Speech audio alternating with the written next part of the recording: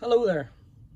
I've received this thermal imaging camera from Topdon, who's the crowd that last year sent me their OBD reader to review, and at the time they had said if there was anything else in their range that I would want to review, let me know. I asked them do they do a thermal imaging camera, and they had one in their range, but they said if you could wait a while, there's a newer one coming out. So this here TC004 has been out the past few months. They sent me this one to do a review on. I wasn't able to do a review just as soon as I got it because I went back to university to do a master's. I've been quite busy the past few months, but I have had it. I've had it out to the shed a few times and just in around the house. Quite a wide range of use cases that you can potentially use it for. Definitely around the cars I can see there's many potential uses. There's quite a few use cases around cars, car repair that this device would be good for, such as the cooling system, checking to see if the hot or cold spots, maybe the radiator's clogged up or the cooling system hasn't been correctly bled. Is the heater matrix working? For dual zone climate control on the 407, where I used a very simple LCD thermometer, this would have been useful to show that one heater flap didn't work correctly. Wiper motors, just to check if the motor is overheating, is there any seized mechanism causing the motor to be put under excess strain. Using this around the fuse box, you'll see if there's any one particular fuse or relay which is hotter than the others, there might be a reason to look into that circuit. The rear window demister is another one. On older cars especially, it just mightn't work. We'll show them in here in the shed around the cars. Around the house then there would be other applications as well. There's a friend of mine would work in the building sector, of holding it around windows to see if how thermally efficient the windows are, or even just to check the insulation in your roof space. I found it useful one day in the house actually to see where the hot water pipes went in underneath the floor. So rather than lifting up the whole floor in the house, you could pinpoint exactly where you need to look at. So I'll get it opened up here. I have already had it open, but so for the purposes of unboxing, I'll show you what you get in the box. There's the usual marketing stuff there, but nothing that you can't read on the internet. So you get, or depending on the market you're buying it in, comes a USB, that's a UK plug to USB adapter. 16 gig SD card come in the box, which is quite generous of them. Then the machine itself's in this case. Just before I get to that though, I'll take the rest of the stuff. It comes with a USB cable. It's a USB A to USB C. I'm quite happy to see USB C now because a lot of new devices are all coming with it, so there's plenty more USB C leads in the house. An instruction manual which support, it has a few different languages in there. There's about 14 pages I think in English, so it's not a huge amount of instructions to read through. It's quite an easy device to use actually. A calibration certificate and another certificate. So the case itself is quite good. Just nice to have somewhere to store the device to prevent it from getting damaged. And that's it there. It's quite a well made device. It feels solid and durable. Good sturdy construction. You are going to take care of it when you buy something like this, but at the same time it's nice to see that there's raised edges around the screen to protect it. Even that's recessed as well. You have a camera tripod mount screw there at the bottom, and then the ports here at the top are sealed by this rubber cover. So the SD card goes in here and the USB for charging. Well, with regards charging, the battery life has been quite good in it. I think the capacity is rated at 5,000 milliamp hours, which is plenty. It's not a sort of device you're going to record with every day constantly. The odd time when you do need to use it, I think the battery life is more than sufficient. I'll just plug the SD card in now.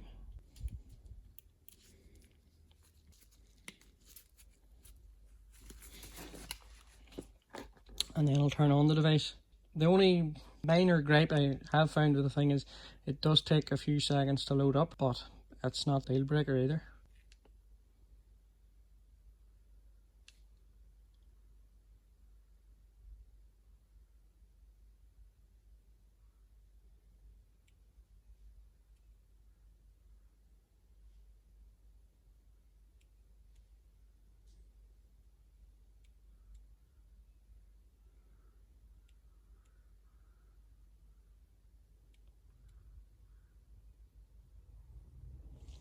So that's the device has booted up there now. There is a few different settings there. I'll run through them briefly. So this button here turns on the LED lights here. So that's the power button. This here allows you to view any images that you've already taken. That goes back. Then if you press the center button, it takes you into the menu. You can change the color palette. So I have had it set up for white being hot, black being cold. You can change it the other way around, where black is hot and white is cold. The more typical thermal imaging type color palette there. I just personally found the black and white one easier to look at. Then you also have this measurement function here. I can change how the center mark measures temperatures. So in this measurement function, you can put crosshairs on to help indicate the temperature in front of the camera.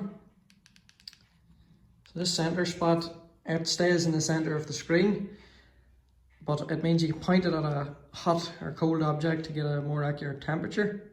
There I'm holding it in the middle of a candle and it's now showing the temperature. So that can be turned on and off. Then the hot spot, it'll track around the image to try and find the hot area. And you can see that it keeps going to the candle. Now, this will be better shown on the black and white version.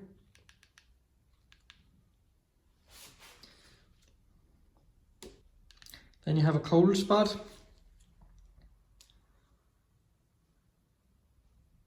And it should pick up that jug of water.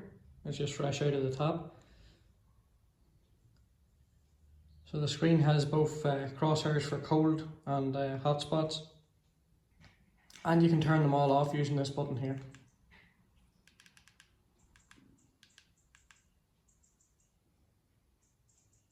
Or if you turn on this hotspot, it'll seek it out, depending on where you move the camera. It might be useful for someone in the heating and ventilation engineering, just to see the hot and cold spots, or if you're trying to work out whether there's heat loss in a certain wall or something like that. Then there's a range of settings there too. I haven't really delved too much into these settings to change it. Then into the menu itself. You have these here settings here. I'll be honest, I haven't had to change them. I believe some of them are to do with how far away from the object you're working from. That temperature scale is useful depending on the object that you're reading the temperature from. If it's around the exhaust of a car, perhaps it's worth increasing it to that 100 to 350 degrees centigrade, but generally it's okay there at the -20 to 150.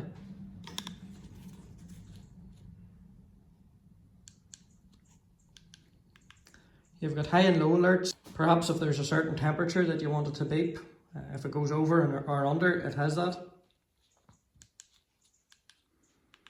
Some settings are for photo autosave. Instead of having to click save every time you pull the trigger, it'll automatically save. I think that's actually quite handy if it's turned on. Temperature unit, you've got centigrade, Fahrenheit and Kelvin. Date and time settings. Various languages available there.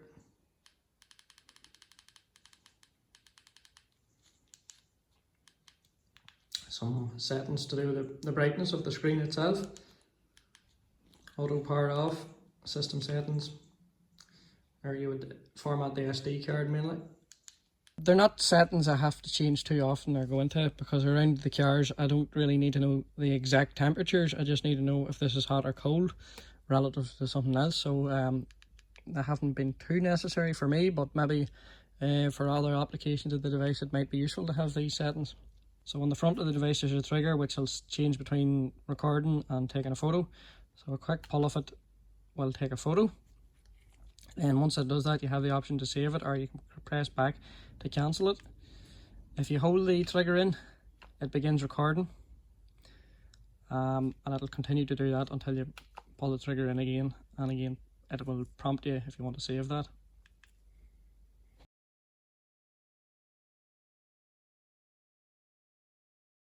So if I pan the device around the wall here of the shed, I can see these two hot spots. That is a battery charger for the drill. There's a few other chargers up there, but they're not currently charging too much. That's the light on the plugs, and that's a fluorescent light here in the shade. But it is very useful around the electronics, just to show if they're turned on. That there is the GoPro. Just looking at it, it looks like it's turned off, but as you can see, it's generating quite a bit of heat. Another example here is the dog in the shade. So the shade's cold, there's nothing else happening here in the shade. And there's the dog. We'll also put the device onto a standard tripod. So there's currently at the moment with the phone holder. You can take that off. And then it's just a standard tripod screw at the bottom.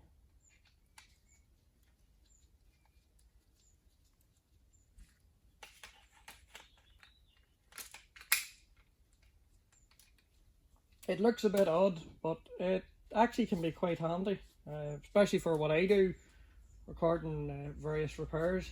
It can be useful to have this on a tripod. The only thing is now I need to get another one for the phone.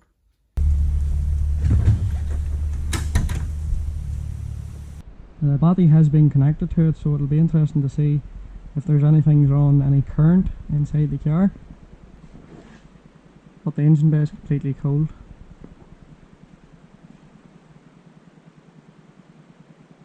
That's just an example of how the wee integrated light inside it, how well it lights up the interior of the car. You can see even if I sit here in the car holding the steering wheel, there's my hand there.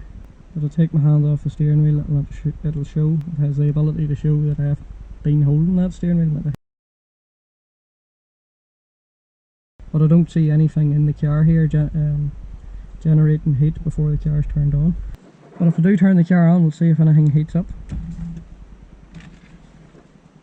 And there's just the light. So at this stage, the car is in the accessories position, which will turn on the glow plugs mainly. I can hear the interior fan working there as well. So there's not much heat coming off the battery.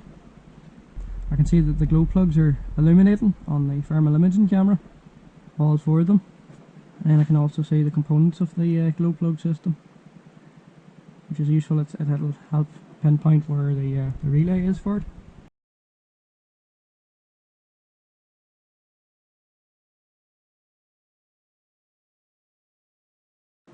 There you are there, that's the glow plug relay module there.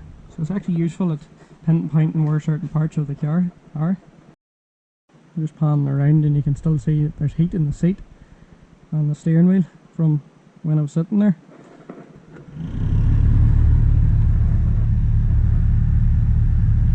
You can see now, if I look in underneath the dash, the two wires going to the heater motor, they have warmed up relative to everything around them. But the motor itself is staying cool, so that's okay. Just a cigarette lighter.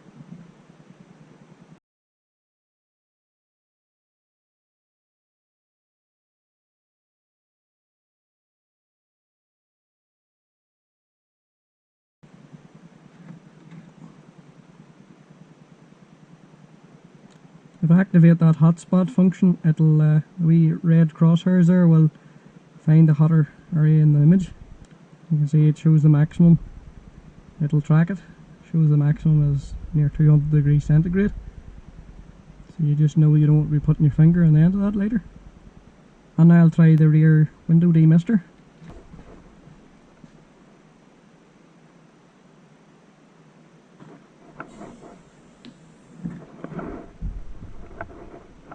But it won't work because that needs soldered back onto the window or repaired. See that the window isn't heating up at all. I find that in areas like this you can get this bleeding around the side of the screen. We're showing heat, but if you pan around it doesn't. So that is why I prefer to change the palette to black and white. It's not just as pronounced. Where white is anything that's hot. So the ignition has been in the accessories position for a few minutes now. The only thing really in the engine bay that's still slightly hot is the solenoid on top of the fuel pump. This being an old Lucas mechanical pump, and there's still a small amount of heat in the glow plug relay area. But the glow plugs themselves have cooled down again, so if I was going to start this car, I need to heat up the glow plugs again.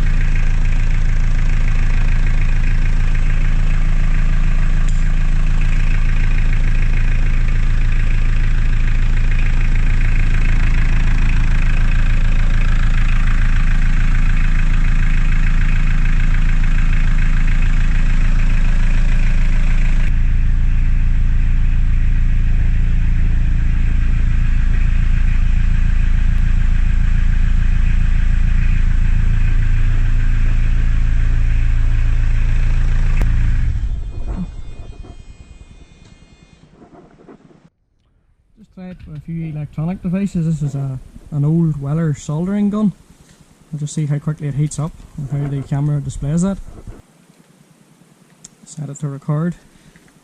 I'll just pull the trigger on the soldering gun.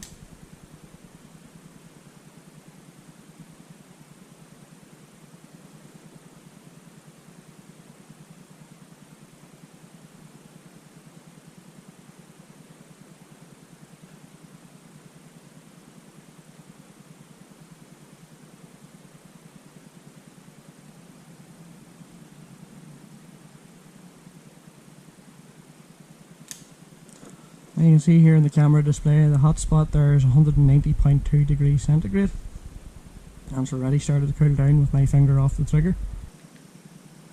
You can change the temperature scale to work from -20 to 150 degrees centigrade, or maybe for the likes of the soldering gun 100 to 350 degrees centigrade. It takes a wee reboot of the system once you change that though. So the end of that soldering gun is quite hot. It's showing 405 degrees centigrade. I have nothing to verify that with, but I'm quite sure you don't want to touch that. Generally it's quite useful around electronics, because here's my phone connected to a power bank, and you can see that it's slightly warmer than its surroundings. The chair it's sitting on is coming out at 16 degrees, where the phone has a temperature on it there of about 26. So it's useful around electronics because if they're charging or drawing a current, they seem to produce a bit of heat.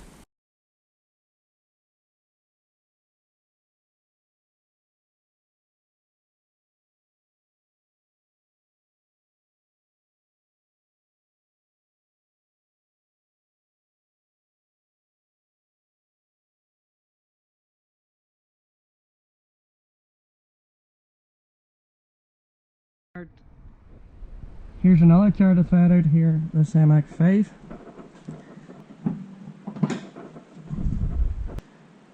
So on a car like this, where it's sitting inside the shade quite a bit of the time, it's useful to see here before I start the car up, is anything that shows a bit of heat, just in case there was a parasitic current draw. It might flatten the battery, but there doesn't seem to be anything in the engine bay.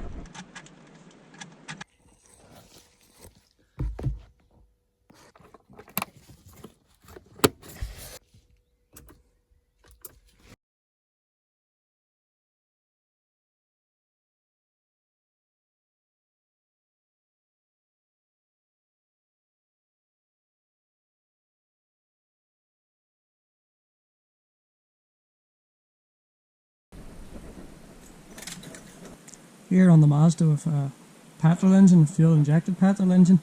You can see that in the accessory position there's a few more things generating a wee bit of heat relative to the rest of the engine bay. So that's the ABS pump there, and then in here is the fuse box, and there's a relay. I think that there is to do with the fuel pump, and then this is the fuse box, and there's something there in that corner which is a bit hotter than the rest. There's the lid off, and you can see it's that relay in particular.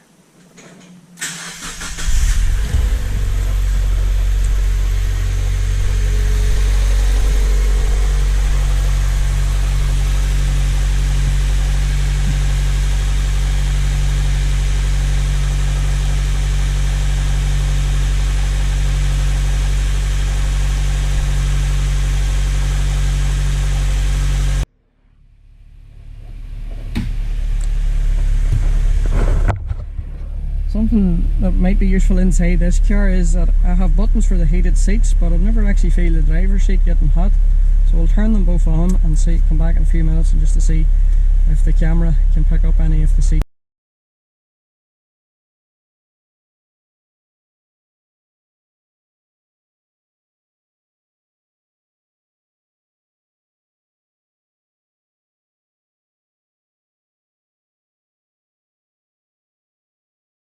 But I can put the heater on here inside the car to see if there's any heat coming out of the vents.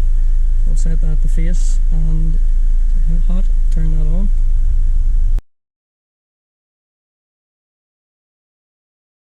And instantly they heat up.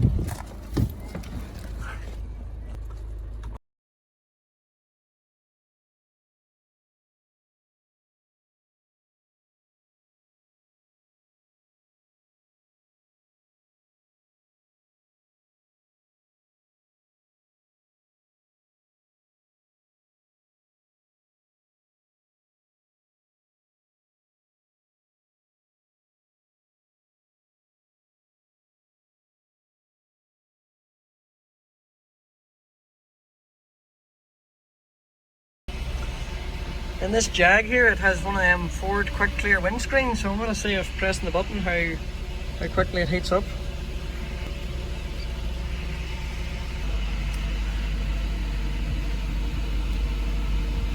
And it's been on now for a couple of minutes, and directly in front of the driver's field of vision the quick clear seems to work, but there's this large area in the middle of the windscreen where nothing's working, and then it works across there on the passenger side.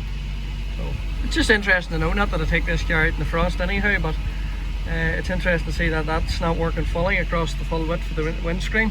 I don't know if that's a problem across other Ford products that had the quick clear windscreen, but interesting to see. And then of particular use in a car with air conditioning, if you point it here at the air vents, you can see that the temperature's coming up at 3. I can see that the temperature is quite low, it's about 5 degrees or under, whereas the surrounding area is about 20 degrees, so it just shows that the air conditioning's working. And then I can turn the heater on just to see if that's working.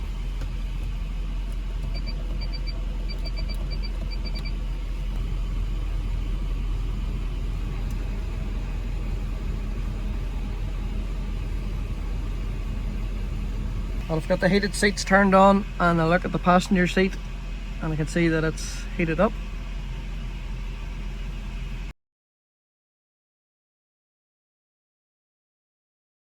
Another possible use is to go around the 4 wheels of the car.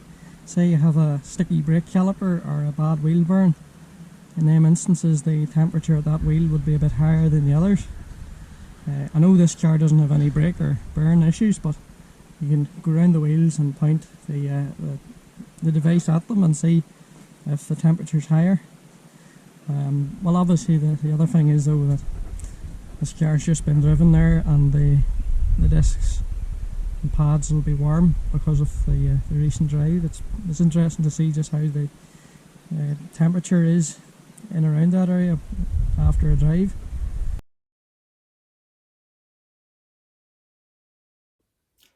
So around the house it might be useful just to test out if the immersion heater works. So this is a hot press here, and I'm just going to see if it's generating heat, and it is indeed. Here in the bathroom sink, the two taps on, you can see there's hot water coming out of the hot tap, and then here's the cold tap.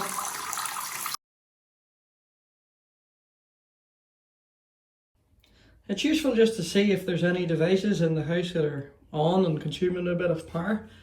In this instance here, this heater timer, even though it's an old analog type, it still generates a bit of heat to show you that it's currently on. It may only be 2 degrees difference, but at the same time it's interesting to see that it is turned on.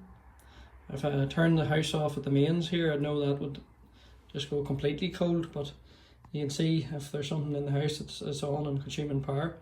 That's quite useful.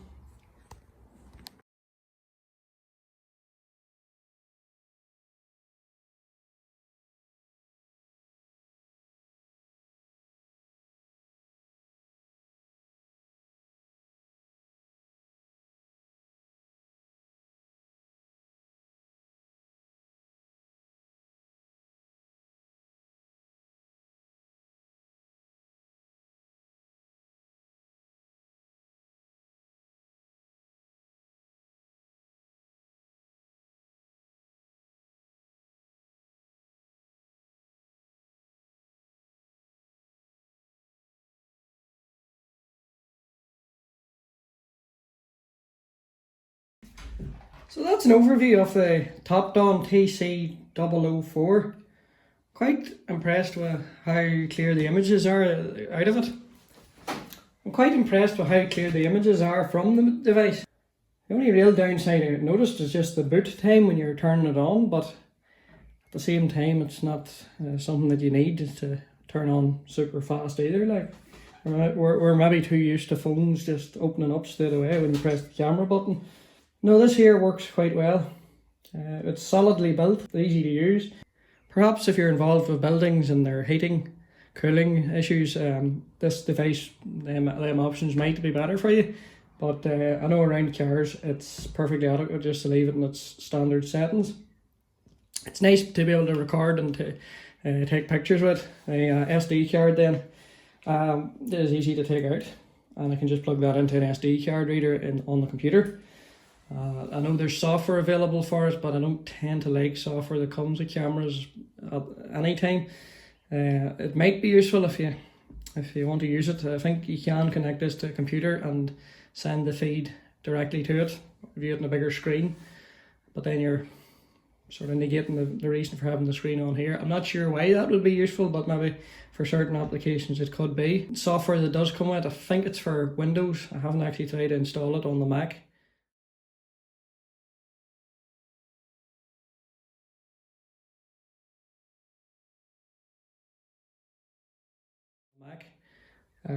For my own purposes, I didn't see the need to install the software. As for price, I think it's on eBay at about £310, so it's comparable in price or slightly more expensive than maybe Milwaukee or Sealy ones are now. But then I know this is a good quality image coming from it. Without having them to compare, I couldn't really say how good or bad it is compared to them, but certainly compared to some of the older videos you would have seen of them devices, where they used an actual camera image on top of the thermal image. This just uses a thermal sensor, and it's quite a high resolution compared to how they were. Battery life seems to be very good. It's been on now for more than 5 or 6 hours and still on full charge. It's not something you would be using constantly all day like a video camera, so I think the battery is more than up to the task of what it has to do. So that's a quick look at the Topdon TC004.